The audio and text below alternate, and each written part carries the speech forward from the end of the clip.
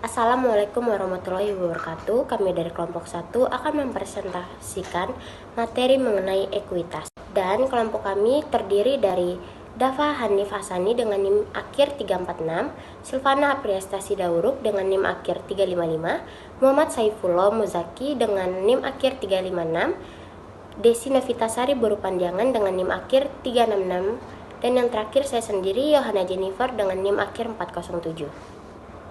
Materi pertama yaitu pengertian.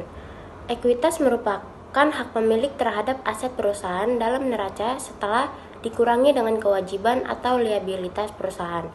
Rumus ekuitas yaitu ekuitas sama dengan aset dikurang liabilitas. Ada komponen ekuitas pemegang saham.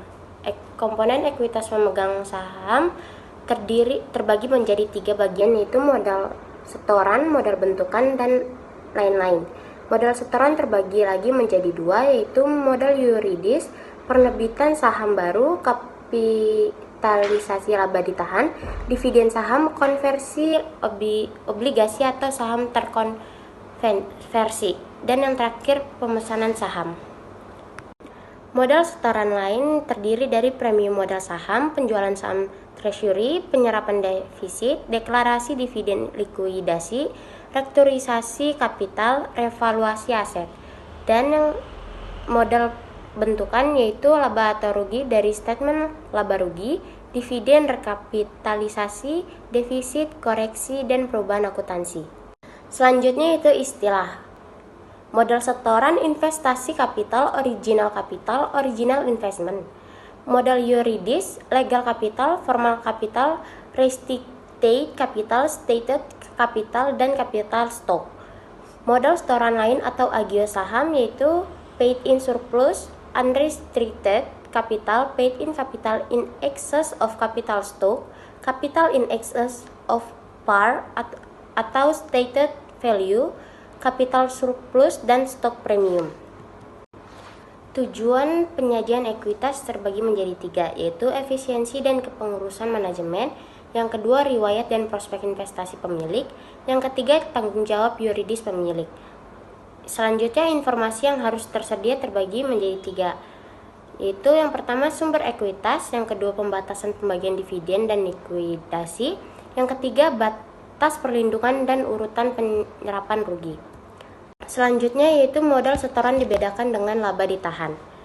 Terbagi menjadi 5 bagian. Yang pertama untuk mencapai tujuan penyajian, yang kedua berbeda sumbernya, yang ketiga berbeda kandungan informasinya atau dana dasar versus daya melaba. Yang keempat penyebab perubahan berbeda esensinya atau pendanaan versus produktif. Yang kelima transaksi modal versus operasi. Selanjutnya yaitu modal pemegang saham lain-lain. Yang pertama jumlah rupiah operasi atau revaluasi aset fisik, yang kedua donasi dari non pemegang saham, yang ketiga hak minoritas dalam statement konsolidasian, yang keempat sumber lainnya. Modal yuridis versus modal setoran lain. Modal setoran dipisahkan menjadi modal yuridis dan modal setoran lain atau agio atau premium untuk menunjukkan jumlah minimum yang harus disetor dan dipertahankan untuk menunjukkan perlindungan bagi pihak non pemegang saham khususnya kreditor. Yang kedua, besarnya modal yuridis bergantung pada karakteristik saham atau bernominal atau bernilai nyataan, tak bernominal atau tak bernilai nyataan. Besarnya modal yuridis terbagi menjadi 3. Yang pertama ada karakteristik saham, yang kedua ada modal yuridis, dan yang ketiga ada modal setoran lain atau agio. Di dalam karakteristik saham terdapat bernominal, jadi di modal yuridis ini caca saham beredar X nilai nominal per saham, itu disebut juga modal saham. Selanjutnya dalam modal setoran lain atau agio, kelebihan di atas modal saham atau paid in capital in excess of capital stock. Selanjutnya dalam karakteristik saham yang kedua, yaitu tak bernominal atau bernilai nyataan. Dalam modal yuridis, caca saham beredar X nilai nyataan per saham disebut nilai nyataan. Dan dalam modal setoran lain, kelebihan di atas nilai nyataan atau Right in capital in excess of state capital. Selanjutnya ya karakteristik yang ketiga yaitu tak bernominal atau tak bernilai nyataan. Dalam model yuridis, seluruh penerimaan hasil penerbitan saham dan dalam modal setoran lain atau GIO tidak ada. Selanjutnya perubahan modal setoran dan masalahnya. Yang pertama ada pemesanan saham. Jadi jumlah rupiah pemesanan saham sama dengan jumlah saham yang dipesan dikali harga yang disepakati. Itu masalahnya apakah jumlah tersebut dapat diakui sebagai modal setoran? Syaratnya yang pertama tidak dapat dibatalkan dan yang kedua pelunasan tidak terlalu lama. Selanjutnya yang kedua ada obligasi terkonversi. Jadi ini dapat diubah statusnya menjadi saham atas kehendak pemegang obligasi. Masalahnya, pada saat hak diambil, berapakah jumlah rupiah yang diakui sebagai modal setoran? Dan alternatifnya di sini ada tiga. Yang pertama nilai bawaan obligasi, yang kedua ada harga pasar obligasi, dan yang ketiga ada harga pasar saham. Dan yang ketiga, saham istimewa terkonversi. Ini dapat diubah statusnya menjadi saham biasa atas kehendak pemegang saham istimewa. Jadi juga dapat masalah, yaitu masalahnya pada saat hak diambil, berapakah jumlah rupiah yang diakui sebagai modal setoran? Dan alternatifnya yang pertama itu bisa menggunakan pendekatan satu transaksi dan yang kedua bisa menggunakan pendekatan dua transaksi. Dan yang keempat ada dividen saham. Ini pembagian dividen non-cash dalam bentuk saham yang disertai kapitalisasi atau tidak. Masalahnya, bila dikapitalisasi, berapakah jumlah rupiah yang dikapitalisasi menjadi modal setoran? Dan terdapat alternatif yang pertama atas dasar nilai nominal, yang kedua atas dasar nilai pasar saham. Yang kelima ada hak beli saham. Jadi hak untuk membeli saham itu bagi pemegang saham lama. Jadi juga terdapat masalah kalau harga beli saham lebih rendah dari saham setara yang beredar, apakah hak beli perlu dikapitalisasi? Dan apa bedanya dengan warna dan opsi saham? Dan untuk opsi saham, instrumen derivatif berupa hak untuk membeli atau menjual sejumlah saham, opsi diterbitkan atau ditulis oleh investor lain. Jadi terdapat call dan put. Jadi untuk call-nya itu opsi yang memberi hak kepada pemegang opsi untuk membeli saham dengan harga tertentu selama periode tertentu. Orang membeli bila mengharapkan harga saham naik. Kalau untuk put-nya, opsi yang memberi hak kepada pemegang opsi untuk menjual saham dengan harga tertentu selama periode tertentu. Orang membeli opsi bila mengharapkan harga saham menurun sebaliknya. Selanjutnya yaitu profil laba rugi pemegang atau pembeli saham. Jadi dalam grafik terdapat rugi dan laba dan grafik menunjukkan angka 0 di tengahnya dan premium atau harga opsi terbaik untuk membeli saham itu waktu rugi. Jadi waktu rendah itu tanggal terbit opsi dan harga pengambilan sahamnya itu lebih baik waktu rugi dan waktu naik atau tanggal habis dalam kurun waktu tertentu itu dapat dijual sehingga pembeli saham itu mendapat profit sesuai yang diinginkan dalam kurun waktu yang sudah ditentukan. Selanjutnya materi profil laba rugi call and put. Nah, yang pertama itu ada pembeli call, profitnya itu meningkat, sedangkan di penerbit call profitnya itu menurun. Kemudian di pembeli put itu profitnya menurun, sedangkan di penerbit put profitnya itu meningkat. Selanjutnya program opsi saham karyawan atau ESOP. Hak opsi yang diberikan kepada karyawan untuk membeli sejumlah saham perusahaan. Nah, masalah teoritisnya itu ada imbalan atau bukan. Yang kedua itu bila imbalan kapan diakuinya, dan yang ketiga itu periode mana menikmati imbalan.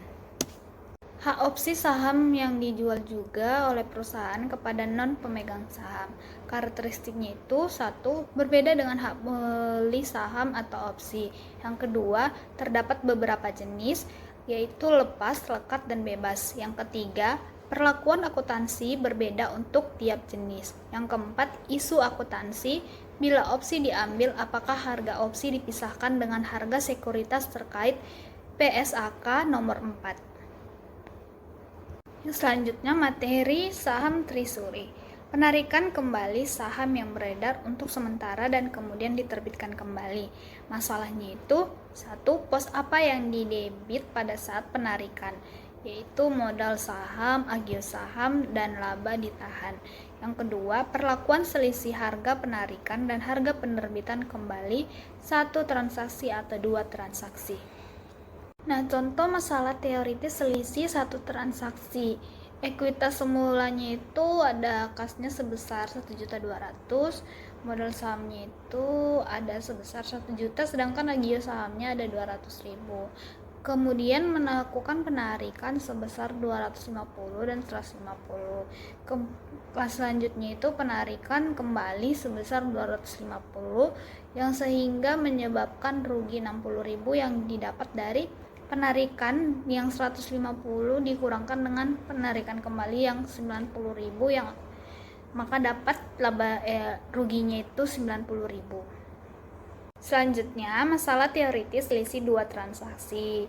Modal saham yang pertama sebesar 250.000 di debit dan di kreditnya sebesar 250.000, maka perubahannya 0.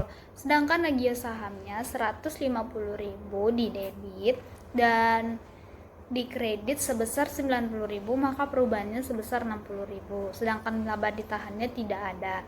Yang kedua, modal sahamnya itu sebesar 250 di debit dan di kredit 250, perubahannya 0.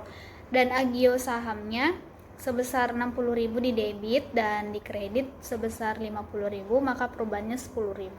Sedangkan laba ditahannya 90.000 di debit dan 40.000 di kredit dan perubahannya itu dapat 50.000. Modal saham yang ketiga 250 di debit, 250 juga di kredit dan perubahannya itu adalah 0. Dan agio sahamnya 50.000 di debit dan 50.000 di kredit dan perubahannya itu adalah 0. Sedangkan laba ditahannya sebesar 100.000 di debit dan di kredit sebesar 40.000, maka perubahannya adalah 60.000. Materi selanjutnya adalah perubahan laba ditahan.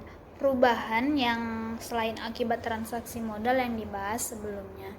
Yang pertama itu penyesuaian periode lalu, yang kedua koreksi kesalahan, yang ketiga pengaruh perubahan akuntansi, dan yang keempat pengaruh kuasai reorganisasi. Isu teoritis. Apakah perubahan tersebut merupakan penyesuaian laba ditahan langsung atau dilaporkan dahulu melalui statement laba rugi?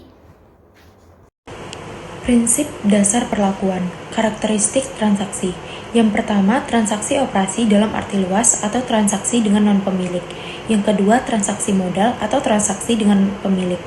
Pendekatan statement laba rugi. Yang pertama, kinerja normal atau current operating performance.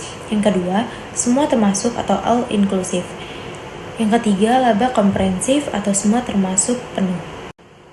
Penyesuaian periode lalu. Menyesuaikan laba ditahan awal periode ditemukannya jumlah perubahan sehingga tidak tampak dalam statement laba rugi periode tersebut.